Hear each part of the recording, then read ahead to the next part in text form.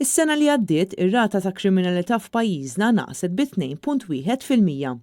Rapport li sar mill-Professur Xavier Formosa juri li fl-2019 kien hemm 15,589 rapport ta' reati kriminali lill-Pulizija ta' Malta.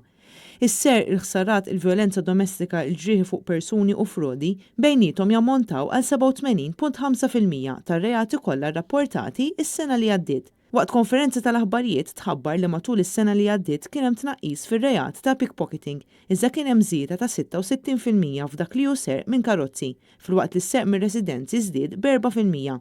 Kien hemm tnaqqis minimu fir-rapporti ta' vjolenza domestika u naqsu wkoll il-każi ta' frodi. Ir-reati ta' ġrieħi fuq persuni żdiedu bi ftit. F'San Ġiljan kienet reġistrata l-inqas rata ta' kriminalità f'dawn l-aħħar 15-il sena.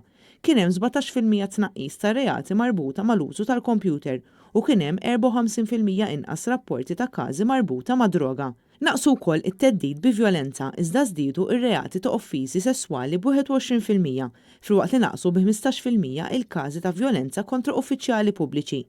Il-Ministru Byron Camilleri ħabbar li s-servizz tal-Community Policing li kien ġie xprunat mill-Oppożizzjoni Nazzjonalista se jiġi estiż għal diversi lokalitajiet oħra madwar Malta. Dan is-servizz diġà kien ta' suċċess kbir fil-lokalità tal-Mellieħa. Ir-rata medja fil-pajjiżi Ewropej hija ta' 59 każ tal-kriminalità għal kull 1000 persuna. Skont ir-rapport tal-Professur Formosa f'Malta iseħħu 31 reat għal kull 1000 persuna. F'konferenza li xxandret fuq l-internet sabiex jiġu osservati regoli tad-distanzi, intqal li l-korp għandu jibda jinvolvi aktar lil kunsilli lokali sabiex ikun hemm aktar għarfien fost il-pubbliku.